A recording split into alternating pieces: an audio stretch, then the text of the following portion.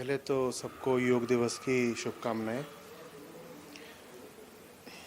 योग दिवस हम मना रहे हैं, बहुत अच्छा प्रश्न है कि उसके बाद भी हम पा रहे हैं कि इस समय दुनिया में एक साथ जितने युद्ध चल रहे हैं उतना तो हमें द्वितीय विश्व युद्ध के बाद कभी देखने को नहीं मिला। तो वजह क्या है? वजह ये है कि योग को शायद हमने समझा ही नहीं है। योग क्या, अध्यात्म, वेदांत, विजडम की किसी भी धारा को हमने समझा नहीं है या फिर अपने हिसाब से विकृत करके समझा है। देखिए, पहली विकृति तो यही है कि आज आप बार बार पढ़ने को पाएंगे कि yoga is the union of mind, body and soul.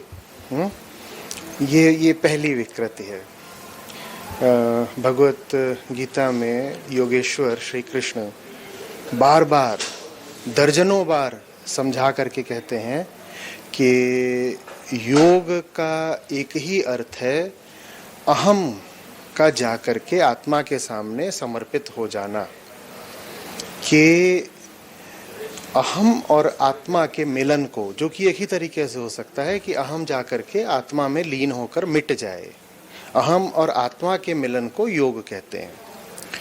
पर उसको एक तरफ करके, दरकिनार करके, उसकी उपेक्षा करके हमने योग के बहुत स्थूल अर्थ लगा लिए हैं। महर्षि पतंजलि के अष्टांग योग के जो पहले कुछ चरण हैं, 1, 2 या 3 चरण, यम, नियम, प्राणायाम, कुछ मुद्राएं, हमने बस उनको ही ले लिया है जैसे कि वही योग हों, और उसी को आम भाषा में योगा कहा भी जाता है। और उसी योगा का बहुत सारा प्रदर्शन आज हमें देखने को मिलेगा। उस प्रदर्शन से मुझे कोई विशेष आपत्ति नहीं है।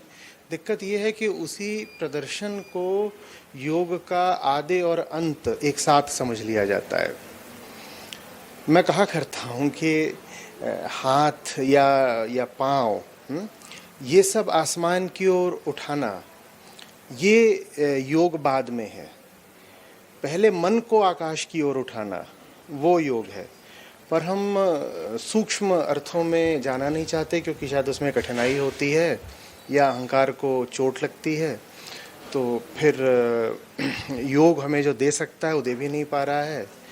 योग भारत की उच्चतम खोजों में से एक है। भारत को, पूरे विश्व को बहुत लाभ दे सकता था, पर जितना लाभ दे सकता था उससे बहुत कम लाभ दे पाया है क्योंकि शायद हम ही तैयार नहीं हैं लाभ लेने के लिए। युद्ध की आप बात कर रहे हैं तो युद्ध का मतलब क्या होता है? युद्ध का मतलब होता है बंटवारा। जब भीतर से हम बटे होते हैं ना, तो बाहर भी हमें भेद ही भेद दिखाई देते हैं। जो भीतर से अपना मित्र नहीं होता, बाहर उसे हर जगह शत्रु ही शत्रु दिखाई देते हैं। दुनिया आज बहुत ज़्यादा खतरनाक जगह बन गई है क्योंकि हम अपने भी शत्रु हैं और बाहर भी हमने न जाने कितने शत्रु पैदा कर रखे हैं। तो ये बड़ी अभी एक विकट स्थिति आ गई है और इसका समाधान यही है कि हम योग हो, समाधि हो, मुक्ति हो, कैवल्य हो, निर्वाण हो, इन शब्दों को इनके वास्तविक अर्थ में समझें। इनका जो हमारी सुविधा से हम अर्थ कर लेते हैं वो ना कर लें। श्री कृष्ण एक बहुत ऊंची और बहुत रोचक बात कहते हैं भगवत गीता में।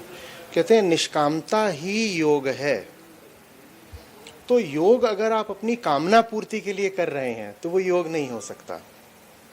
एक नहीं, बहुत बार श्री कृष्ण कह रहे हैं कि निष्कामता को, अहंकार निष्काम हो जाए, अपनी व्यर्थ की कामनाओं में डूबा हुआ न रहे, अपनी कामनाओं को अपनी अपूर्णता माने अपने मूल भ्रम से पैदा हुआ जान ले, तो योग है। जब तक अहंकार अपनी हस्ती में बहुत विश्वास रखता है, अपनी कामनाओं के पीछे दौड़ता ही रहेगा, तब तक योग नहीं हो सकता। और अगर हम योग का ही इस्तेमाल कामना पूर्ति के लिए करें तो बड़ी समस्या हो जाएगी ना। अब योग को और फिटनेस को एक दूसरे से समानार्थी जैसा मान लिया है। फिटनेस अपने आप में अच्छी बात हो सकती है, लेकिन फिटनेस का अध्यात्म और योग से कोई बहुत गहरा संबंध नहीं है। आमतौर पे जो लोग फिट होना चाहते हैं वो जानते भी नहीं कि उस फिट बॉडी का करना क्या है। या फिर वो उस फिट शरीर को, स्वस्थ शरीर को, मजबूत शरीर को कामना पूर्ति के लिए इस्तेमाल करना चाहते हैं। और श्री कृष्ण कह रहे हैं कि निष्काम हुए बिना योग हो नहीं सकता। और आप कह रहे हो कि मेरी कई तरह की कामना पूरी। उदाहरण के लिए लोग कहते हैं योगा फॉर प्रोडक्टिविटी। अब प्रोडक्टिविटी इन व्हाट? प्रोडक्टिविटी उस काम में नहीं जिस काम की ओर आपको महर्षि पतंजलि या श्री कृष्ण भेजना चाहें। प्रोडक्टिविटी उस काम में जो आपकी कामनाओं के लिए आपको बहुत अनुकूल लगता है। लोग कहते हैं yoga for management, yoga for mind control, yoga for कितनी सारी चीज़ों के लिए। यहाँ तक कि योगा फॉर मैरिज भी हो जाता है। बहुत सारे लोग तो वेडिंग से पहले योग करते हैं ताकि फिट हो जाएं। बहुत लोग न जाने और किन चीज़ों के लिए शरीर को मजबूत करना चाहते हैं तो फिट हो जाएं। नहीं नहीं, शरीर अपनी जगह है, अच्छी बात है, बहुत अच्छी बात है, लेकिन कामना पूर्ति के लिए नहीं है योग। कामनाओं की निस्सारता जिसने देख ली मात्र वही योगी कहलाता है। और कामनाओं की निस्सारता सिर्फ तब दिख सकती है जब सबसे पहले जो हमारे अभी रास्ते चल ही रहे हैं, जिन कामनाओं पर हम चल रहे हैं, हम उनको देखें, अपने आप से पूछें ये कामनाएं मुझ में आ कहाँ से गईं? क्या ये वास्तव में मेरी अपनी कामनाएं हैं मौलिक, या कि शरीर, समाज, संयोग ने इन कामनाओं को मेरे भीतर बैठा दिया है और इन कामनाओं पर मैं चल रहा हूँ? कोई नई कामनाएं नहीं है, बहुत प्राचीन कामनाएं हैं ये। इन पर चलकर मुझे या किसी को आज तक मिला ही क्या है? आत्मज्ञान के बिना योग संभव नहीं है, और आत्मज्ञान के बिना यदि योग होगा तो उसका दुरुपयोग ही होगा और दुनिया उसी तरह जलती रहेगी जैसे हमें आज जलती दिखाई दे रही है, चाहे वो युद्धों की विभीषिका हो, चाहे क्लाइमेट चेंज की।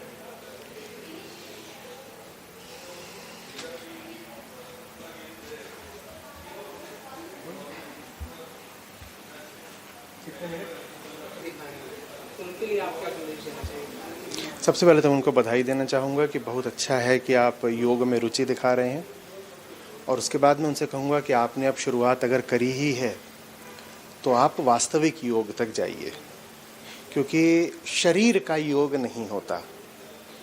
जिसको हम अभी योगा मैट वाला योगा बना बैठे हैं, जो टीवी स्क्रीन वाला योगा है जिसमें आप शरीर की फिटनेस और तमाम तरह के आसन और मुद्राएं, वास्तव में ये योग नहीं है। ये अधिक से अधिक योग की पहली सीढ़ियों में से कुछ हो सकता है। यहीं पर आपको रुक नहीं जाना है, इसको अपना लक्ष्य नहीं बना लेना है। योग शरीर का नहीं, योग अहम का होता है। जो हमारी मूलभूत आइडेंटिटी है उसका योग करना होता है, उसी को उठाना, उसका सब्लिमेशन कर देना। जो मैं बना हुआ हूँ उसको वहाँ तक ले जाना जो मैं हो सकता हूँ, ये योग है। योग का मतलब होता है मिलना, एक हो जाना। किसको किससे मिलाना है? जो अभी मेरा फैक्ट है, यथार्थ है मेरी ज़िंदगी का, जैसे मैं जी रहा हूँ, उसको उससे मिलाना है, उसको वहाँ तक उठाना है जो वो हो सकता है। इसको योग कहते हैं। और अगर मन के योग को हमने नहीं साधा तो बाहर का योग बहुत काम नहीं आएगा, बल्कि कई बार वो दुष्परिणाम भी दे सकता है। क्यों कह रहा हूँ दुष्परिणाम दे सकता है? देखो, शरीर माने क्या? कुछ भौतिक, पार्थिव, मटीरियल। अगर हम शरीर का ही सुख और शरीर की ही फिटनेस के पीछे हैं, परस्यू कर रहे हैं, तो मटीरियल को तो वो भी परस्यू कर रहे हैं ना, जो आज तमाम तरह के युद्धों में जूझे हुए हैं। तो जो आपकी मटीरियल डिज़ायर्स हैं, और बात, समस्या ये नहीं है कि वो मटीरियल है, समस्या ये है कि वो इर्रेलेवेंट है, उनसे आपको मिलेगा नहीं जो आप चाहते हो। तो उन्हीं मटीरियल चीज़ों के पीछे तो सारी ये युद्ध हो रहे हैं। आप भी मटेरियल बॉडी को ही योग समझ बैठे हो, और आज दुनिया भर में आप देख रहे हो, चाहे वो डिफॉरेस्टेशन हो, एक्सटिंक्शन ऑफ स्पीशीज़ हो, चाहे जो अभी न्यूक्लियर क्राइसिस खड़े होने के कगार पे हैं, ये सब हो, वो भी तो मटेरियल गोल्स को ही परस्यू करने के कारण आ रही है ना। आप भी अगर योग के नाम पर बॉडी, जो कि एक मटेरियल चीज़ है, आप उसको ही परस्यू कर रहे हो, तो फिर आप में और वो लोग जिनको कोई योग से वास्तविक संबंध नहीं है, उसमें उनमें कोई अंतर नहीं है। श्री कृष्ण एक जगह पर कहते हैं कि दुख से वियोग ही योग है। माने पहले आप अपने दुख के मूल कारणों पर जाइए और उन कारणों को छोड़ने की हिम्मत दिखाइए, तब आप योगी कहला सकते हैं। उसके लिए सबसे पहले अपने भीतर झांकना होगा और पूछना होगा कि मेरे दुख का मूल कारण क्या है। क्या आपके दुख का मूल कारण आपका शरीर है? ऐसा बहुत कम होता है। ऐसा बहुत कम होता है कि किसी भी व्यक्ति के दुख का मूल कारण उसका शरीर हो, या ये हो कि वो मोटा है या अनफिट है। ऐसा बहुत बिरला कोई यदा कदा मामला होगा तो देखने को मिलेगा। हमारे दुख का जो मूल कारण होता है वो हमारा आंतरिक अज्ञान होता है। हम खुद को नहीं जानते और इसीलिए अंधी कामनाओं के पीछे दौड़ते हैं, और जिस दिशा में फिर हमें ऊर्जा लगानी चाहिए उधर नहीं लगाते हैं। सही कामनाएं भी हो सकती हैं, सही कामनाओं को निष्कामना कहते हैं। तो सही कामनाओं में ना ऊर्जा लगा पाते हैं, ना ध्यान दे पाते हैं, क्योंकि हम अंधी कामनाओं को दौड़ रहे हैं। ये जो अंदरूनी अज्ञान है, ये दुख का मूल कारण है। और योगेश्वर कहते हैं कि दुख के मूल कारण को जो हटा दे वो योगी है।